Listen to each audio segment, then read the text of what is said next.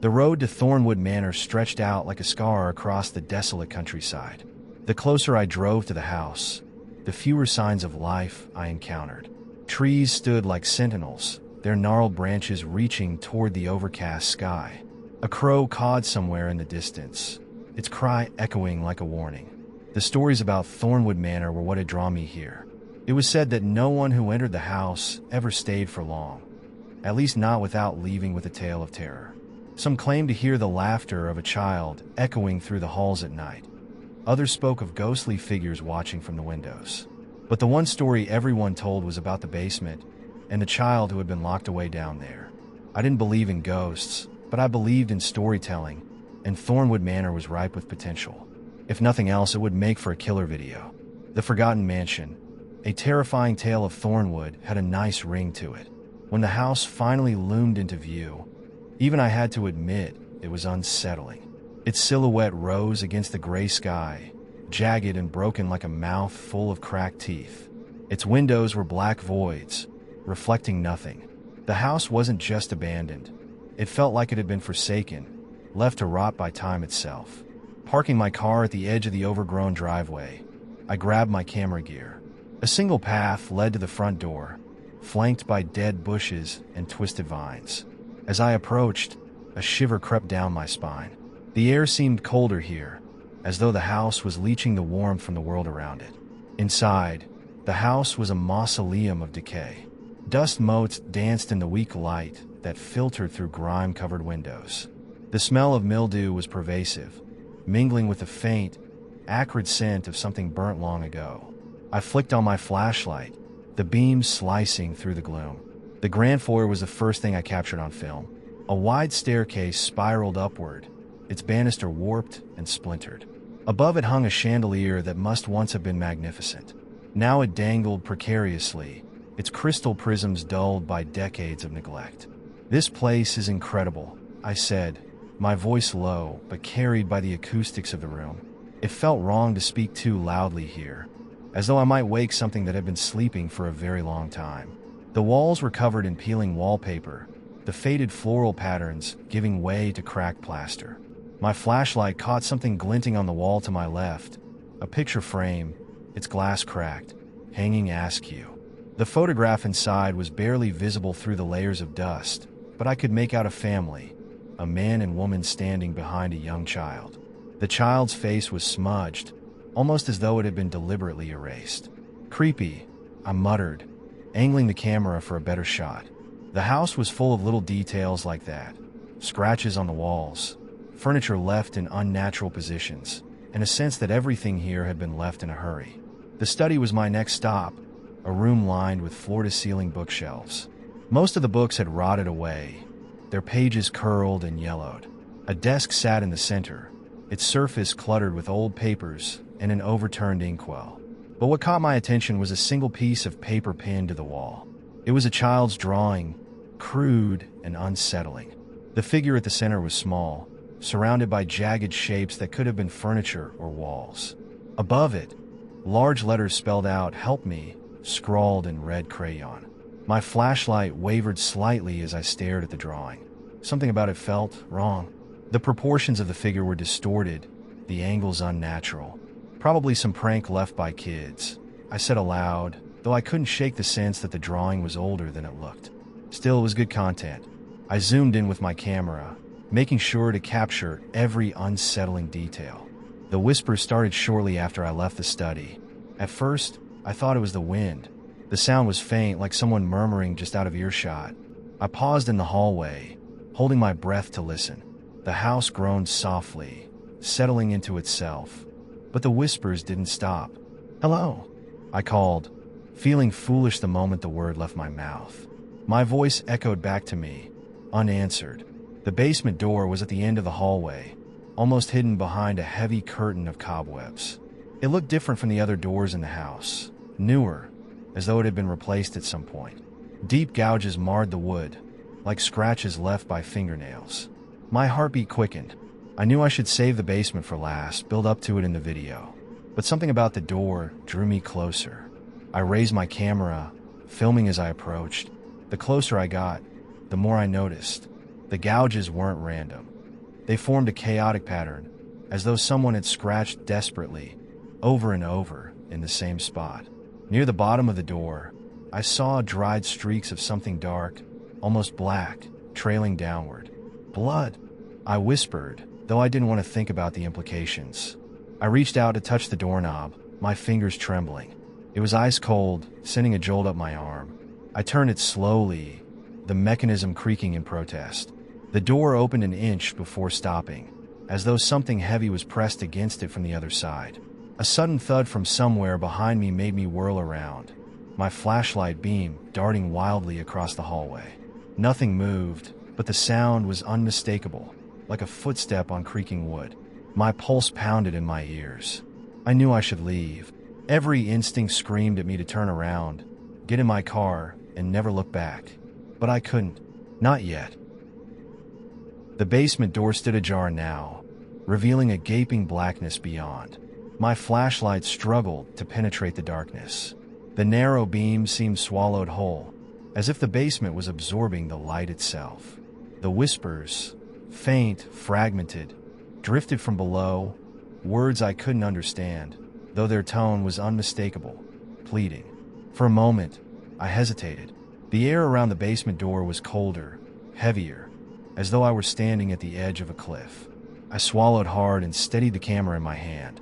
"This is it," I said quietly, more to myself than to the audience I imagined watching this later.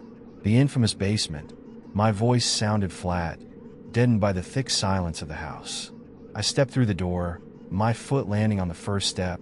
The wood groaned beneath my weight, a sound that echoed far too loudly. As I descended, the light from the hallway above shrank away until it was just a faint rectangle behind me. The smell hit me halfway down, damp earth, mildew, and something else, a sharp, acrid tang that made my stomach turn.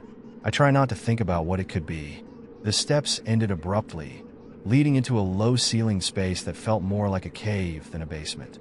The walls were stone, rough and uneven, and the floor was packed dirt. Broken furniture was piled in one corner, covered in a thick layer of dust and cobwebs.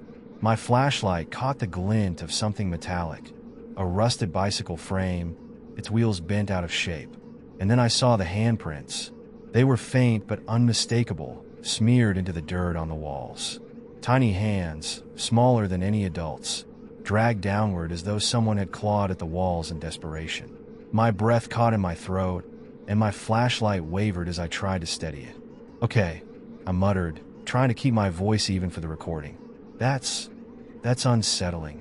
I moved deeper into the basement, the whispers growing louder with each step.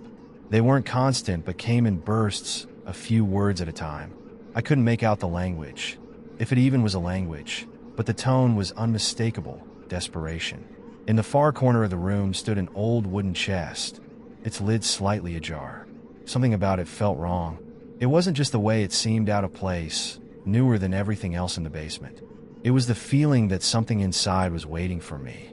I didn't want to open it. Every fiber of my being screamed at me to leave it alone, but I knew I couldn't walk away. Not now. With trembling hands, I knelt and placed the camera on the ground, angling it to capture the moment. The chest creaked as I lifted the lid, and the smell that wafted out made me gag. Inside were tattered clothes, their colors faded to nothing, and a collection of small, broken toys. A doll missing its head, a wooden car with one wheel, a stuffed rabbit with its stuffing spilling out. Beneath the toys was a stack of papers, yellowed with age. I reached for them cautiously, my fingers brushing against the brittle edges. The top sheet was a drawing, similar to the one I'd found upstairs. It showed a child, alone, surrounded by jagged shapes. This time, there was no text, but the child's expression was unmistakable, wide eyes filled with terror. I flipped through the papers. Some were more drawings, each more disturbing than the last. Others were fragments of writing, a child's scrawl barely legible. "I'm sorry. I was bad. They said I have to stay here. Why won't they come back?" The last page was smeared with something dark, its edges torn. The sound of a laugh, a child's laugh, cut through the silence like a knife. I froze, my breath catching in my throat. It was high-pitched and distant, but it didn't echo like a normal sound. Instead, it seemed to come from all around me at once. I spun around, flashlight sweeping the room. Nothing moved, but the laugh came again, louder this time, almost mocking. The air grew colder, biting at my skin. My breath puffed out in visible clouds, though I was certain it hadn't been this cold before. And then the whispering stopped. The silence was so sudden, so complete, that it was almost deafening. I stood frozen, every muscle in my body tense. The flashlight flickered, the beams sputtering weakly.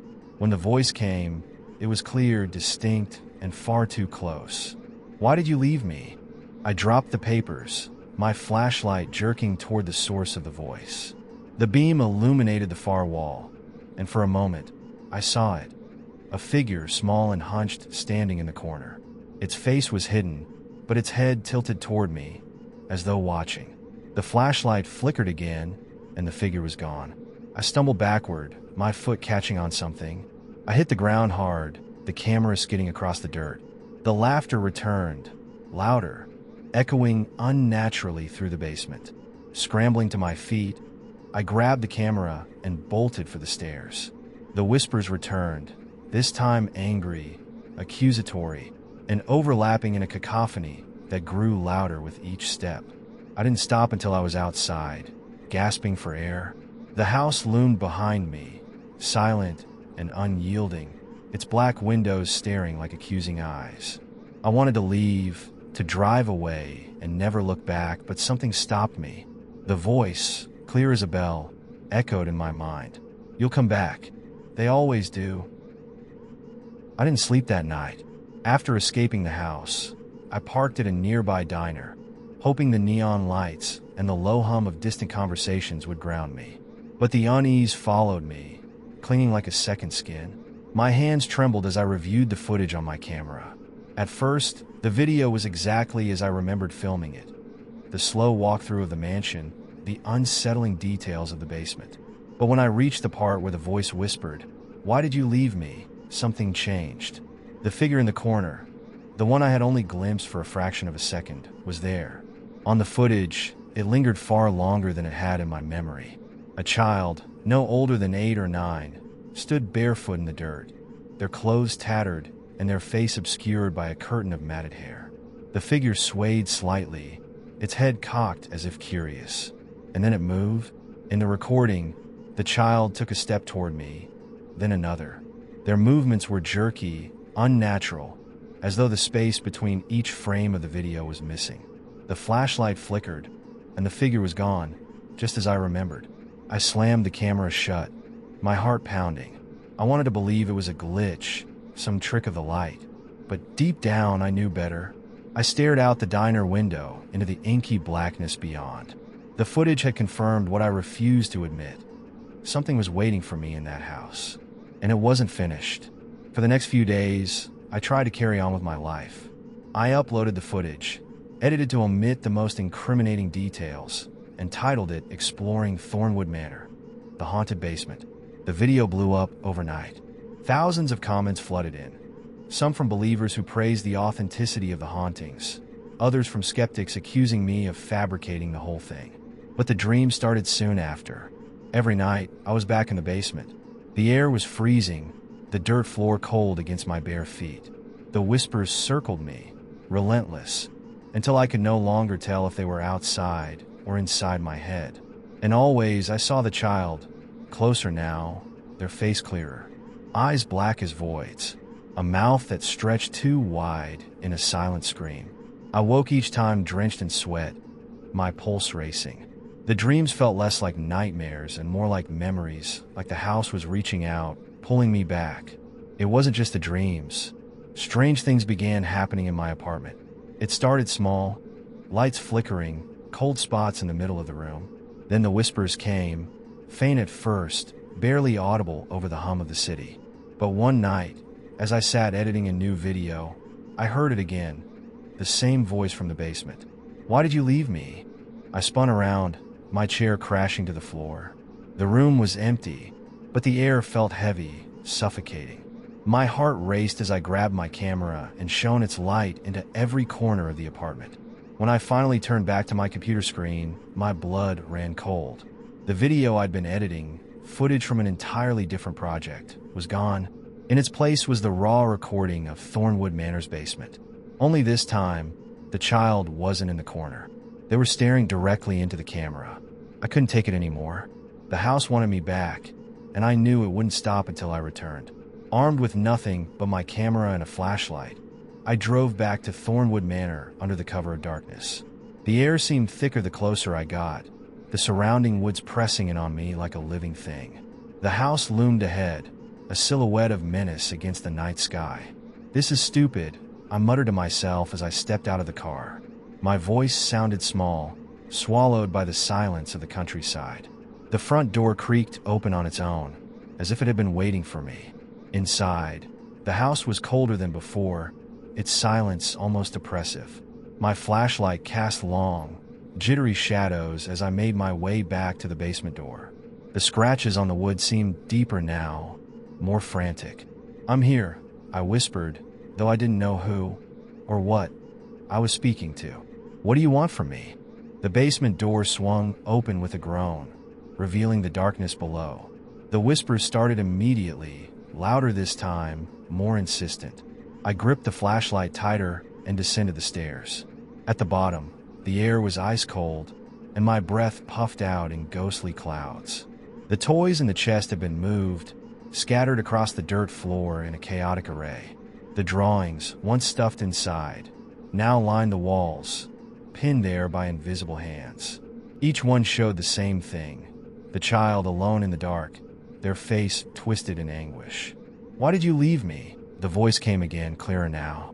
My flashlight flickered, and when it steadied, the child was there. They stood in the center of the room, their hair hanging in limp strands across their face. Slowly, they raised a hand, pointing at me. "I didn't mean to," I stammered, though I didn't know why. The child's head tilted, their mouth opening wider than it should have been. From the darkness of their throat came a guttural scream that shook the walls. The flashlight died. I don't remember how I got out. One moment, I was in the basement, the child's scream tearing through my skull. The next, I was outside, my car door slamming shut as I sped away. But as I glanced in the rearview mirror, I saw it. The child was standing in the road behind me, their face obscured, their figure motionless. They didn't chase me. They didn't have to, because I knew, just as they knew, that I would never truly leave them behind. I didn't go home. I couldn't. Instead, I checked into a cheap motel on the edge of town, the kind where the peeling wallpaper and buzzing fluorescent lights would have felt uncomfortable under normal circumstances. Now it felt like a sanctuary, far enough from Thornwood Manor, or so I hoped. I locked the door, shoved a chair under the handle, and turned on every light in the room. Sitting on the edge of the bed, I clutched my camera like a lifeline. My hands trembled as I hit the playback button. The footage was wrong. The first few minutes were normal, me walking into the house, narrating my thoughts for the viewers. But when the camera panned toward the basement door, the audio became distorted. Static buzzed and popped, and a faint whisper began weaving through the noise. I couldn't make out the words, but the tone was clear, angry. And then I heard it, the scream. It wasn't part of my memory, but there it was, ripping through the recording. I dropped the camera in shock as the screen flickered, the video glitching. The final frame froze on the child's face, clearer than I'd ever seen it in person. Their eyes were black pits, their mouth wide open in a silent scream that seemed to stare straight into my soul. I grabbed the remote and turned on the TV, desperate for noise to drown out the whispers in my head. The flickering images of a late-night talk show filled the room, but the sound felt hollow, distant.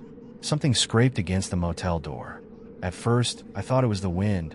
I told myself the chair against the door was enough, that nothing could get in.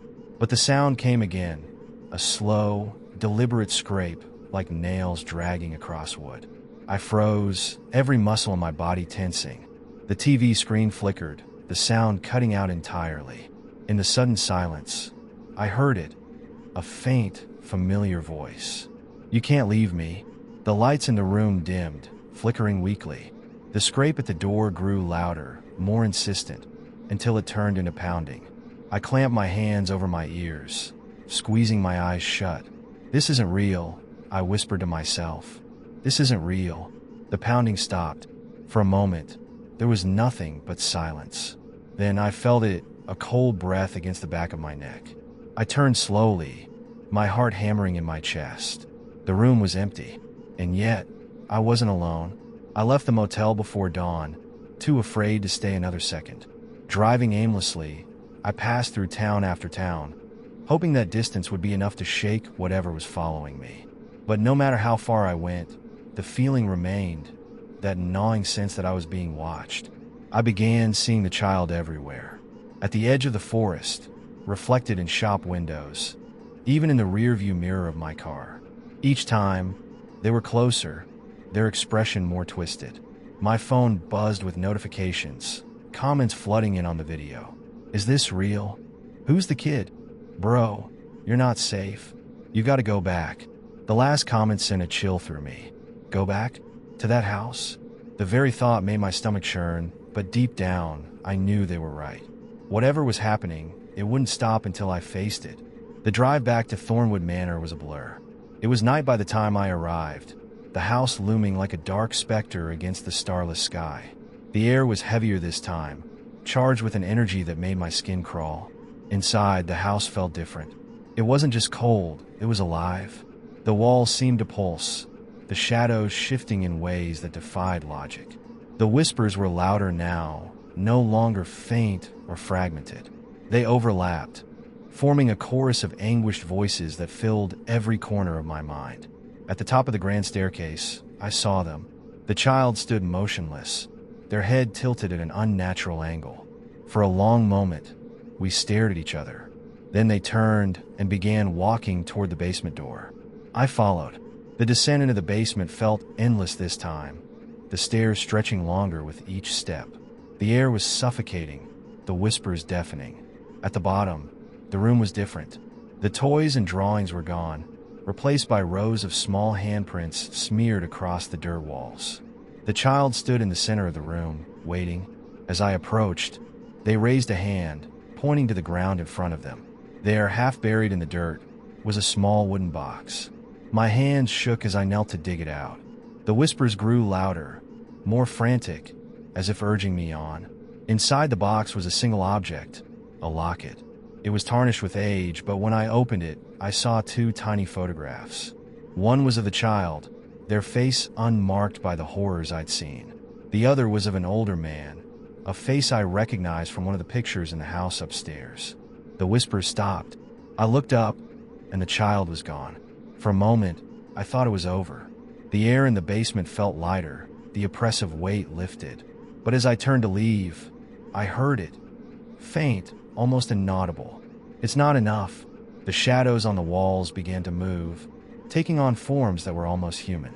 They twisted and writhed, their mouths open in silent screams. The locket burned in my hand, the metal searing my skin. I dropped it, stumbling back toward the stairs as the shadows closed in. By the time I reached the top, the house was shaking, the walls groaning as if the entire structure was alive. I didn't stop running until I was outside, gasping for air. The house loomed behind me, its windows glowing faintly with an unnatural light. I haven't gone back since. The video I uploaded has become infamous, sparking debates and conspiracy theories across the internet. Some call it the greatest hoax ever created. Others believe every word.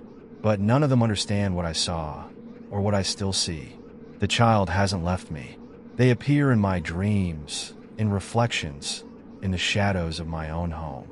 Their voice is always there, whispering the same words over and over.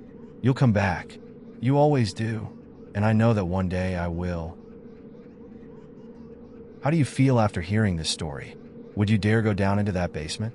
Let me know in the comments. I'd love to hear your thoughts. Don't forget to hit the like button if it gave you chills, subscribe to the channel, and turn on notifications so you don't miss any new stories. Now, turn off the lights and try to sleep. See you soon.